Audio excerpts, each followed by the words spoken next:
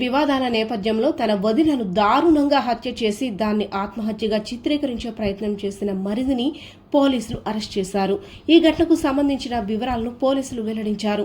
ఈ నెల 18వ తేదీన అనుమానాస్పద పరిస్థితుల్లో మృతి చెందిన 40 ఏళ్ల ఓరోసి కేసును పోలీసులు లోతుగా దర్యాప్తు చేసి అసలు నిజాలను వెలికితీశారు.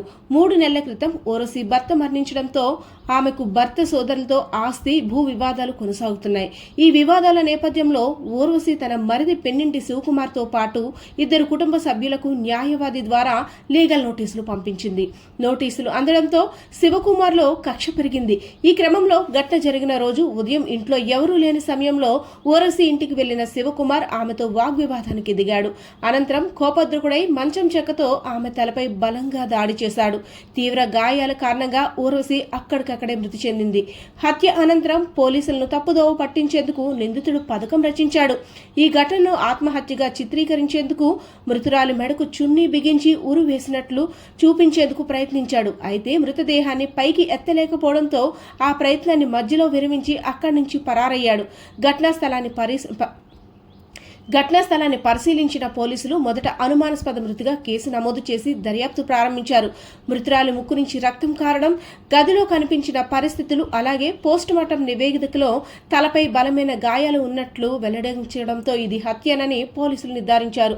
సాంకేతిక ఆధారాలు, కాల్ డేటా, స్థానిక సమాచారం ఆధారంగా పోలీసులు పెన్నింటి శివకుమార్ను అదుపులోకి తీసుకొని విచారించారు. ఆమె 40 ఏళ్ళు ఉంటాయి. ఆమెకి ఆవిడ చనిపోయి అనుమానాస్పదంగా చనిపోయిందని చెప్పి కంప్లైంట్ ఇచ్చారు. మనకు ముక్కు నుంచి రక్తం కారుతుంది, మెడకేమో చుండి బిగించేసింది అని. దాని మీద ఫస్ట్ మనం అనుమానాస్పద మృతిగా నమోదు చేయడం జరిగింది.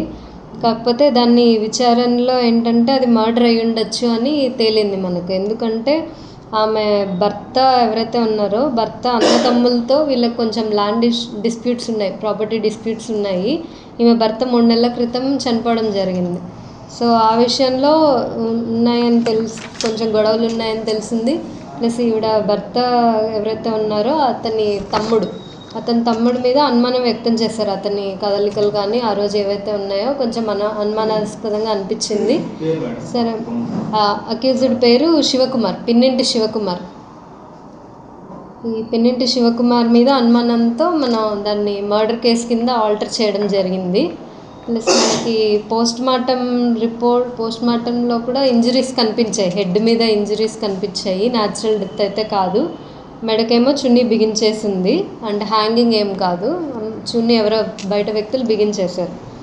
సో అది మర్డర్ కేసు కింద ఆల్టర్ చేసి దాన్ని ఇన్వెస్టిగేట్ చేయడం జరిగింది. ఇన్వెస్టిగేషన్లో ఏంటంటే మనకు ఈమె భర్త తమ్ముడు ఎవరైతే ఉన్నారో పిన్నింటి శివకుమార్ అనే వ్యక్తి ఈవిడకున్న ల్యాండ్ డిస్ప్యూట్స్ వల్ల ఈ చనిపోయిన వ్యక్తి ఎవరైతే ఉన్నారో ఊర్వశి, ఆమె వీళ్ళ భర్త అన్నదమ్ములిద్దరికి లాయర్ నోటీస్ పంపింది ఈ ప్రాపర్టీ డిస్ప్యూట్స్ విషయంలో. ఆ లాయర్ నోటీస్ తీసుకున్న అతను దానికి ఇదైపోయి మాకు లాయర్ నోటీస్ ఇస్తారా అని కక్ష పెంచుకుని ఆ రోజు 18వ తారీఖు ఉదయం పొద్దున్న 7:30కి ఒకసారి ఆమెను బెదిరించాడు, నేను చంపేస్తానని. ఆ తర్వాత అదే రోజు ఉదయం 9:30కి వీళ్ళు కొంచెం ఐసోలేటెడ్ ఏరియాలో ఉంటుంది. 9:30కి ఆమెని వీళ్ళ పిల్లలందరూ స్కూల్కి వెళ్ళిపోయారు, పెద్దవాళ్ళు పనులకు వెళ్ళిపోయారు.